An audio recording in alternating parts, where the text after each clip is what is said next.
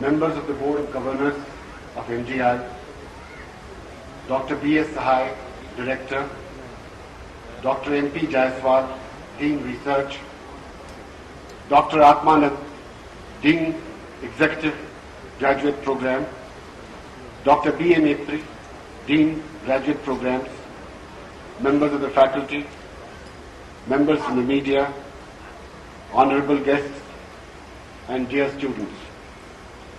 On behalf of the Board of Governors and on my own behalf, I welcome you to the convocation of Management Development Institute for the year 2009-10.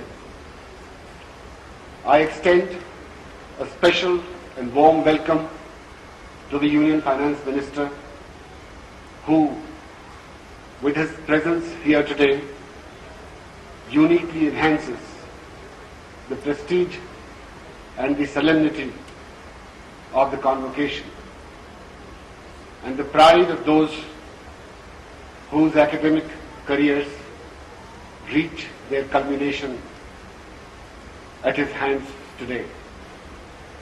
I extend a warm welcome to the distinguished guests from the government and the corporate world who have graced this occasion. Their presence adds luster to this function. I welcome my colleagues on the Board of Governors whose steadfast commitment to this institution and whose wise counsel and advice have helped this institution achieve and maintain excellence all around. Management Development Institute was set up in 1973 by IFCI as a society devoted to development of management, education and research. MDI, as it has come to be called, has grown steadily, unlike sometimes the roller coaster fortune of the parent, from which IFCI has only recently emerged. MDI assumed a front-ranking position in its field very early on and has maintained it since. The rank that MDI occupies among business schools is not merely an indicator of an aggregate of MDI's performance. It is equally a recognition of the deep and constant commitment to bringing about improvements in the organizational practices in both the private and the public sector.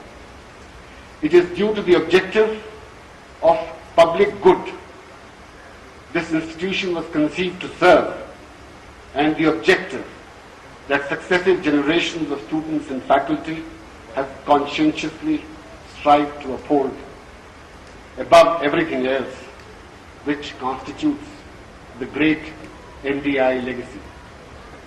It is this legacy which gets passed on today to 594 of the brightest and the best in their streams. This includes 4 scholars from fellow program management, 232 students from postgraduate program in management, 50 students from postgraduate program in human resources, 46 students from postgraduate program in international management, 55 students from national management program, 52 students from postgraduate program in energy management, 111 students from executive management program, and students from postgraduate program in public policy and management. While the Western world stumbles from the effects of the economic crisis, the future holds unprecedented potential and promise for those who start their careers in this country today. If reports are to be believed, the Indian economy is likely to overtake the US economy in terms of size during the course of your careers. Such estimates are based on an array of quantitative assumptions. However, there is also an assumption of a qualitative character which demands a degree of courage and knowledge, but even more so, humility and compassion, which has been the endeavor of MDI to help you inculcate. I congratulate you on your achievements that we celebrate today, and I wish you all the very best for the future that you realize for yourselves and help realize for your brothers and sisters across the length and breadth of this country. I am grateful to the faculty at MDI, to whom MDI owes all that it has today to its name and credit. Their students have incurred a debt to them that would be possible to repay only in terms of what they do and how they do in their careers. However, on behalf of the board, I may only say that we have a debt to you, faculty members, in having helped us realize a vision which we have no means of repaying and can do no more than merely acknowledge. I wish to congratulate Dr. B.S. Sahai, Director of MDI, personally on this great occasion. The members of the administrative staff of MDI are our unsung heroes. They are rarely acknowledged in academic institutions. However, they shape experience in the most pleasant of ways and make so much more possible for each one of us that I am not surprised they live on in the memories of students longer than it might be possible to imagine. Back in 1973, when MDI was set up by IFCI, only entities imbued with a public purpose could have come forward to undertake investments in management education. Management education did not at the time possess a viable business model. Today, by contrast, management education promises high rates of return. If the scramble to set up business school is to be believed, perhaps too high a rate of return. What it might mean is that MDI enjoys an unprecedented opportunities in today's context and environment. After 38 years of its existence, growth might be the best antidote for MDI to meet the challenge of what in the biography of an institution may otherwise be called the equivalent of a middle age.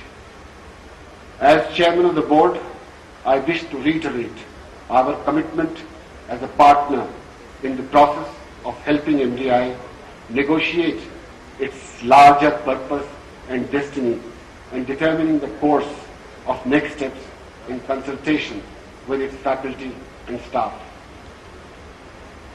Honorable Finance Minister Shri Pranab Mukherjee has so very kindly agreed to be with us here today. I am overwhelmed with a sense of gratitude towards him that I do not have words to express. In the rough and tumble of public life, his is a rare voice carrying conviction and authenticity and inspiring hope and trust. His quiet and purposeful demeanor, his wisdom and simplicity, his openness and generosity set him apart from the rest and far above and beyond the stature of the office that he holds or the position he occupies. I envy those of you who are about to receive their honors and awards at his hands today. I would also seek at this point his indulgence to continue to be our guide and support in all our future endeavors. Thank you, ladies and gentlemen.